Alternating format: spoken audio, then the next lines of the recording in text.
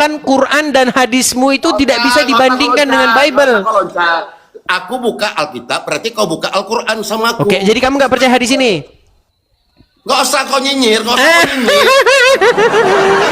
Jadi kau tak percaya hadis ini? Kalau aku buka Alkitab, Enggak, saya tanya sama kamu. Apakah kamu percaya hadis yang barusan saya bacakan? berarti level Alkitab kau selevel hadis. Tidak jarani dia menjawab. Saya nggak bilang bahwa Bible selevel dengan Quran, Bible selevel dengan hadis. Saya cuma tanya, apakah Anda percaya hadis yang barusan saya kutip? Alkitab kau selevel hadis. Pergilah kau setan, pergilah kau.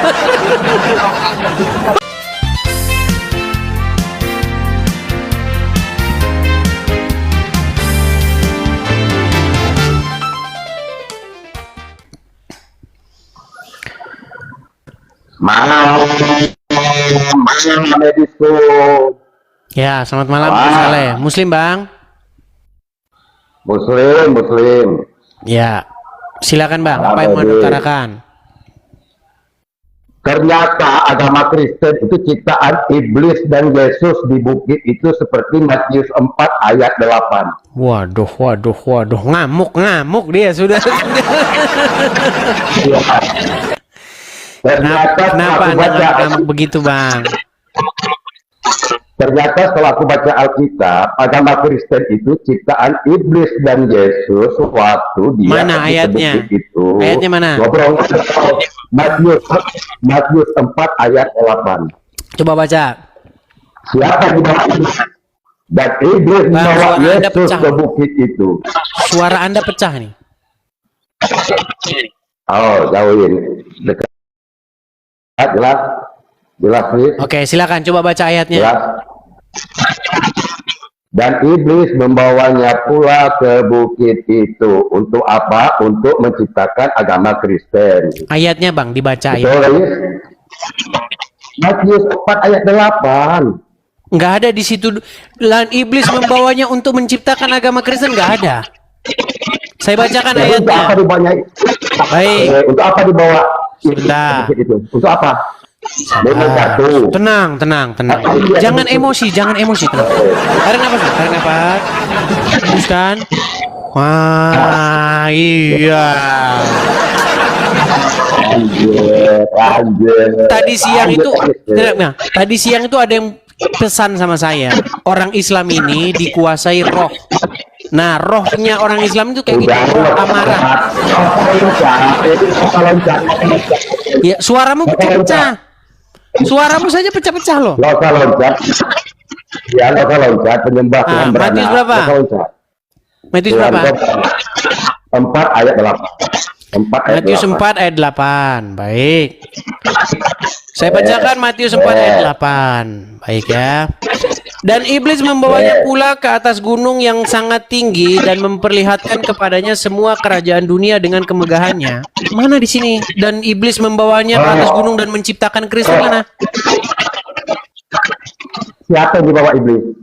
Yesus di sini. Ngapain dia ke bukit itu? Main kartu dia? Ngapain dia ke bukit itu? Nggak ada main catur di sini. Dia ngapain? Dicobai. Jadi ngapain dia ke bukit itu dengan iblis? Dicobai oleh iblis. Mereka. Oh, Tuhan kau dicobai oleh iblis untuk betul. Tetapi untuk apa? Tetapi iblis tidak mampu mencobai iblis. Tetapi iblis tidak mampu mencobai. Ya. Udah kita loncat ayat selanjutnya. Apa kata iblis? Jika engkau Yesus anak Allah, betul? Dan dia berkata kepadanya, semuanya itu akan kuberikan kepadamu jika engkau sujud menyembahku. Mau Yesus sujud ke iblis? Tidak mau. Kalau Yesus sujud, berarti iblis akan memberikan apapun yang ada, betul? Betul. Maka itu seperti kata Paulus, dengan matinya Yesus, maka hukum semua dihapuskan, maka itu kalian nggak ada yang haram kan? Kalian nggak ada yang haram, semua boleh kan? Karena itu, saya pikir kamu membawa argumen yang bagus, ternyata kayak begini. Oke, sekarang gini aja, Gun. Sekarang gini, Gun. Sebentar. Tenang, tenang. Terguncang. Oh ya, silakan. Terguncang. Enggak ada terguncang. Apanya yang terguncang? Silakan. Apa kata iblis? Apa kata iblis? Jika engkau Yesus sujud kepadaku. Gini, sebentar. Gini, Gun. Kamu pakai perangkat apa ini? Karena suara kamu itu pecah, kemudian kalau saya ngomong itu balik ke saya. Eko. Oke. Bentar, aku keluarin bluetoothnya sebentar ya. Sebentar.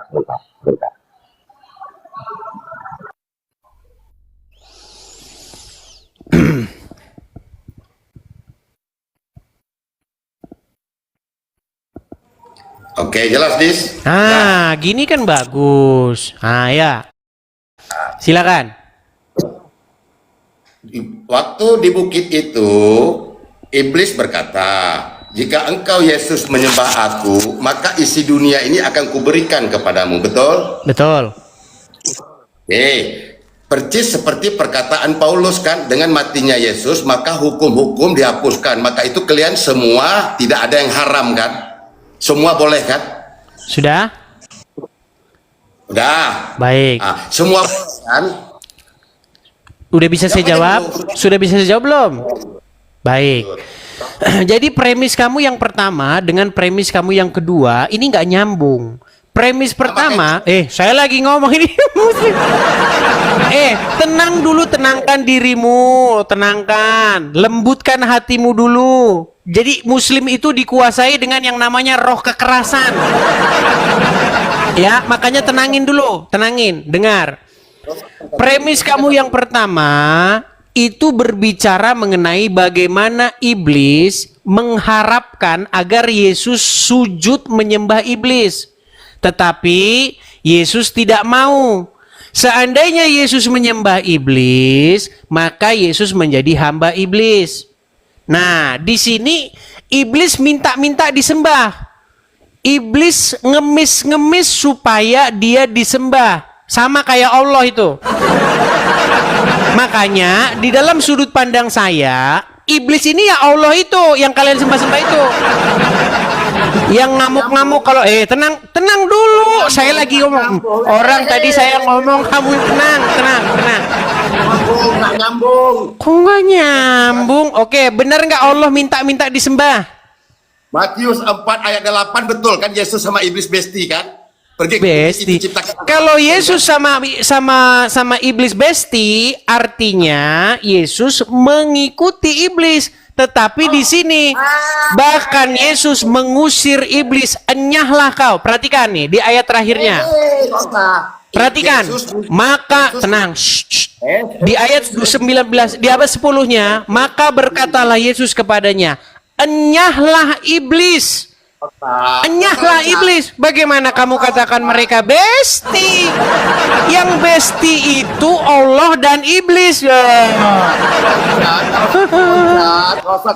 Oke. Iblis dan Yesus. Baik. Iblis dan Yesus di Matius 4 ayat 8 itu pergi bersama mereka kan ke bukit itu kan. Oke, tapi kan ujung-ujungnya dikatakan enyah nggak iblis? Gak usah kau loncat dulu, aku ikuti Masa kamu tidak baca sampai terakhir?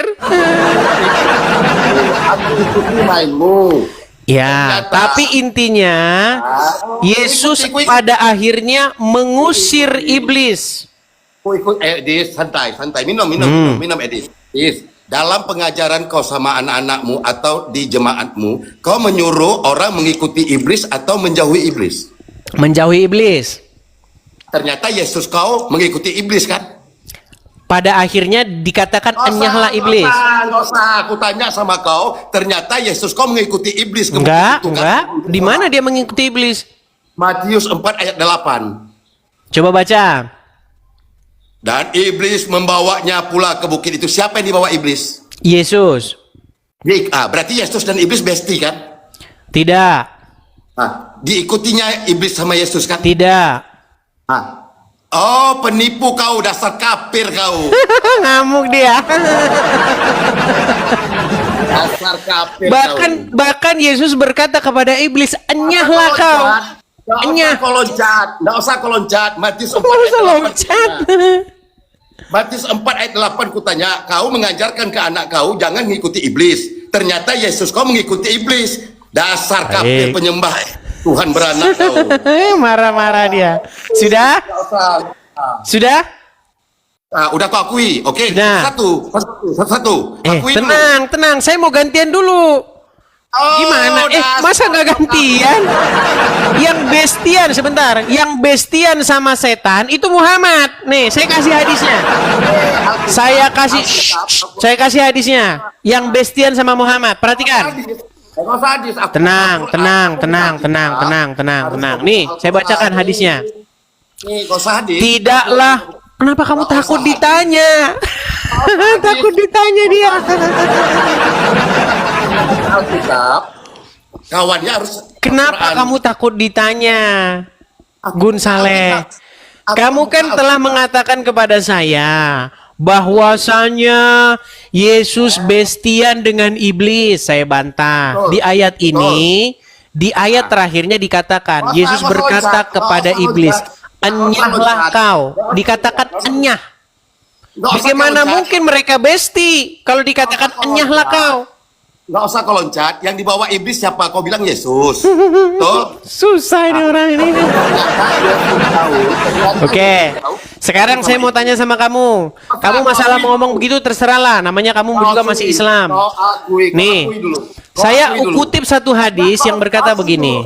Muhammad berkata, tidaklah dari setiap manusia itu melainkan didampingi oleh korin. Korin itu artinya setan yang membisikkan orang supaya mereka itu melakukan kejahatan. Kemudian Aisyah berkata, tenang. Aisyah berkata, "Ya Rasulullah, apakah juga termasuk engkau?" Lalu Muhammad menjawab, "Betul, ia juga mendampingi aku. Hanya saja Allah membantuku membuat dia beragama Islam." Jadi setan atau korin yang mendampingi Muhammad sudah masuk Islam. Akhirnya mereka bestian, betul? Betul nggak? Betul nggak? Tenang.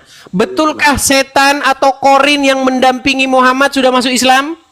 Aku buka Alkitab, Al-Quran kau buka. Ini loh, dengar. Tanya jawab Islam Kristen. Kamu bertanya kepada saya tadi kan, poinmu sudah masuk, Gus. Poinmu sudah masuk. Bahwa kamu menuduh bahwasanya Yesus dan setan bestian. Nah, saya bilang tidak bestian. Kenapa? Karena Yesus berkata kepada setan, "Enyahlah kau." Matius 4 ayat 8. Siapa yang dibawa iblis? Yesus kau bilang kan? Yesus. Apakah ayat itu berhenti sampai ayat 8? Maaf, aku tanya dulu. Yesus kan yang dibawa iblis kan ke bukit. Emang ayat itu berhenti sampai ayat 8? Wah, ternyata Yesus kau sama. Seandainya ayat itu berhenti sampai ayat 8, kita tidak punya kesimpulan terhadap terseluruh peristiwa di dalam situ. Tetapi ayat itu masih ada ayat lanjutannya yang mengatakan, lalu Yesus berkata kepadanya, "Enyahlah kau setan." Nah, artinya Yesus tidak bestian dengan setan. Sementara di dalam hadis, Aisyah pernah bertanya kepada Muhammad. Muhammad berkata, "Setiap manusia didampingi oleh korin." Lalu Muhammad juga menjelaskan, orang-orang berkata, dan Aisyah juga berkata, "Apakah korin itu juga mendampingi engkau, wahai Rasulullah?" Rasulullah menjawab, "Betul, ia mendampingiku juga. Hanya saja Allah menolongku, maka ia menjadi seorang muslim. Dan dia tidaklah memerintahkanku kecuali kepada kebaikan." Jadi ada setan yang memerintahkan kepada kebaikan. Jadi setan sudah masuk Islam. Boleh aku bicara. Yang namanya setan, dengar. Apa yang dikatakan oleh Tuhan Yesus terhadap setan? Tenang. Setan itu adalah bapak segala dusta, kata Tuhan Yesus. Sementara menurut Muhammad, setan sudah masuk Islam dan dia memerintahkan Muhammad hal-hal yang baik. Makanya Apa yang diajarkan Muhammad? Boleh berdusta. Ya terang aja Muhammad mengajarkan boleh berdusta karena ajaran yang didapatkan dari setan. Boleh aku bertanya? Silakan. Pak, level Alkitab kau selevel Al-Qur'anku atau hadis? Bahkan Quran dan hadismu itu tidak bisa dibandingkan dengan Bible. Aku buka Alkitab, berarti kau buka Al-Quran sama aku. Oke, jadi kamu nggak percaya hadis ini? Nggak usah kau nyinyir, nggak usah kau nyinyir. Jadi kau tak percaya hadis ini? Kalau aku buka Alkitab, Enggak, saya tanya sama kamu. Apakah kamu percaya hadis yang barusan saya bacakan? berarti level Alkitab kau selevel hadis.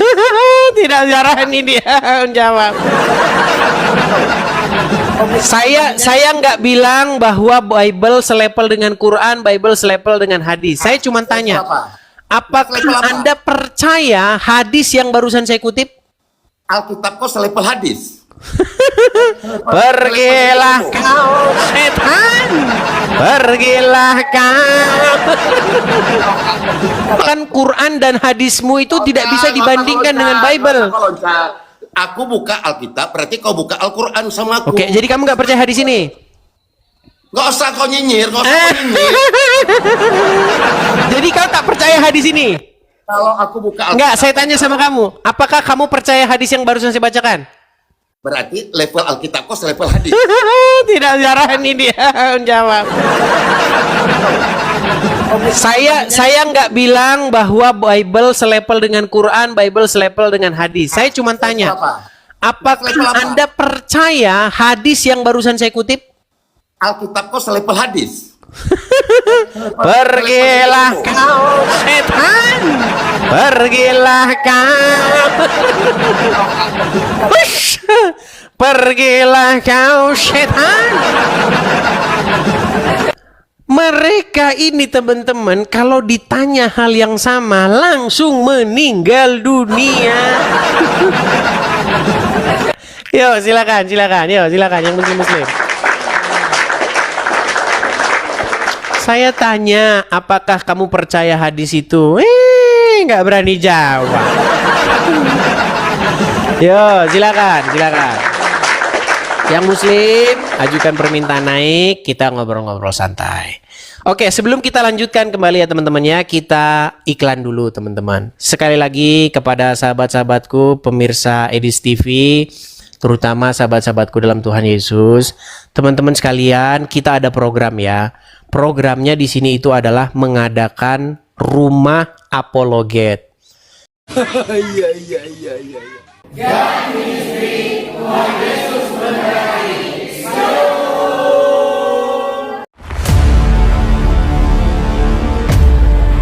Segala sesuatu yang masuk lewat mulut keluar lewat mulut.